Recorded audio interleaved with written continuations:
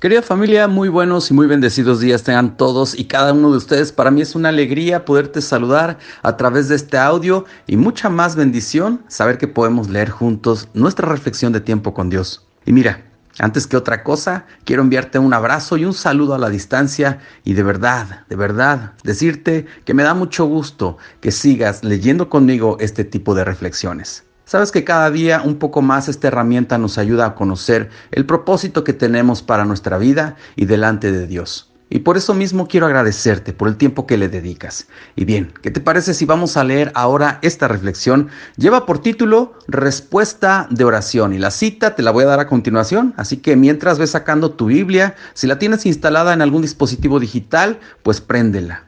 Y lo que vamos a leer ahora está en el libro de 2 de Samuel, capítulo 21, versículos del 1 hasta el 14. Son bastantes, pero pues van a ser muy interesantes y aparte viene una gran enseñanza. Y bien, si estás listo, si estás lista, ¿qué te parece si me acompañas? Vamos para allá. Dice de esta manera. En tiempos de David hubo un hambre que duró 3 años seguidos. Entonces David consultó al Señor y el Señor le respondió. El hambre se debe a los crímenes de Saúl y de su familia, porque asesinaron a los gabaonitas. David llamó a los gabaonitas y habló con ellos. Los gabaonitas no eran del pueblo de Israel, sino un grupo que aún quedaba de los amorreos con quienes los israelitas habían hecho un juramento, y a quienes Saúl, en su celo por la gente de Israel y de Judá, había tratado de exterminar.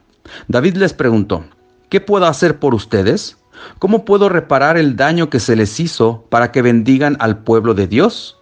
Los gabaonitas le respondieron, no es cuestión de dinero lo que tenemos pendiente con Saúl y su familia, ni queremos que muera nadie en Israel. David les dijo, díganme entonces qué quieren que haga por ustedes. Y ellos contestaron, del hombre que quiso destruirnos e hizo planes para eliminarnos y para que no permaneciéramos en todo el territorio de Israel, queremos que se nos entreguen 7 de sus descendientes y nosotros los colgaremos ante el Señor en Gibea de Saúl, el escogido del Señor. El rey aceptó entregarlos. Aunque se compadeció de Mefiboset, hijo de Jonatán y nieto de Saúl, por el sagrado juramento que se habían hecho él y Jonatán, sin embargo, apresó a los 2 hijos de Rispa, hija de Aía, que había tenido con Saúl, y que se llamaba Armoní, y Mefiboset, y a los 5 hijos de Merab, hija de Saúl, que tuvo con Adriel, hijo de Barzillai, el meolaíta. Y se los entregó a los de Gabaón, los cuales los ahorcaron en el monte delante del Señor, y así murieron juntos los 7, en los primeros días de la cosecha de la cebada.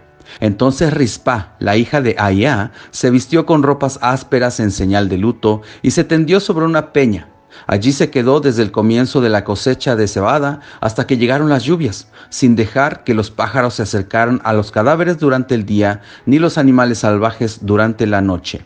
Cuando le contaron a David lo que había hecho Rispa, la concubina de Saúl, fue y recogió los restos de Saúl y de su hijo Jonatán, que estaban en posesión de los habitantes de Jabes, de Galaad.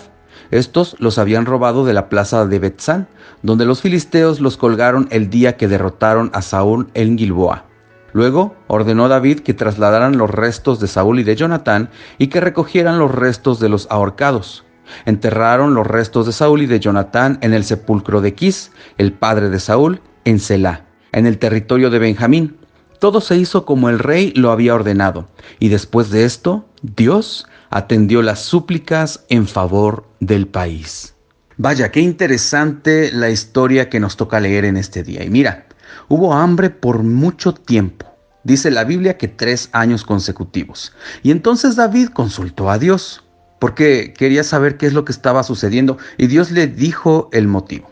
Ahora, cuando hablamos de hambre en la Biblia, no se refiere totalmente al hambre física o a la hambruna que puede existir en un país, sino que también representa una situación de necesidad espiritual.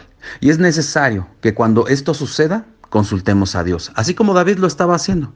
Yo creo que Dios nos va a dar la respuesta, pero también hay algo importante que necesitamos hacer. Una introspectiva para ver en dónde nosotros hemos fallado, o si alguien que forma parte de nosotros tiene alguna situación que esté frenando ese avance. El mismo David escribió un salmo que decía: Señor, escudriña hasta lo más profundo de mi corazón, aún las cosas que no sé y que no comprendo. Y es que, ¿sabes algo? Nosotros tenemos que revisar qué es lo que está causando esa hambre y esa sed de la verdad de nosotros. Mira, esta lectura es para poder analizarnos a nosotros mismos delante de la presencia de Dios. Inclusive las cosas que no podamos entender y hasta lo que no conocemos de nosotros mismos. Pero la intención es actuar como David actuó. Es decir, que tengamos la disposición de restituir todo. Ir a pedir perdón a quien haga falta pedir perdón.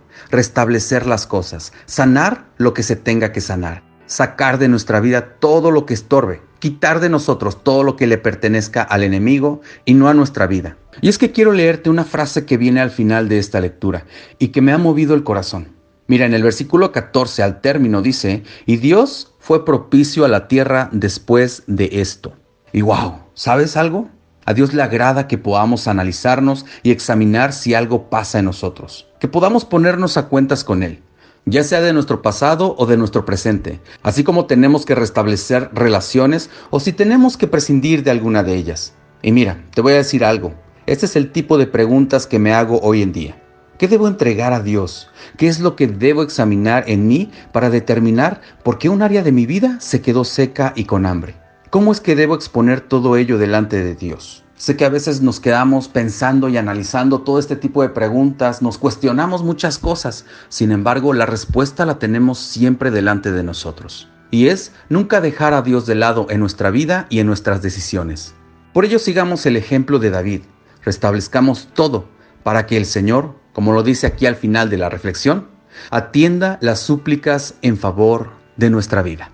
Querida familia, muchas gracias por quedarte conmigo en esta mañana a escuchar la reflexión de Tiempo con Dios. Te mando un abrazo a la distancia y te pido por favor que si este audio ha servido para ti, para tu vida, para tu corazón, ¿qué te parece si me ayudas a compartirlo a través de las diferentes plataformas digitales, redes sociales, grupos o mensajes de WhatsApp, Messenger o Telegram?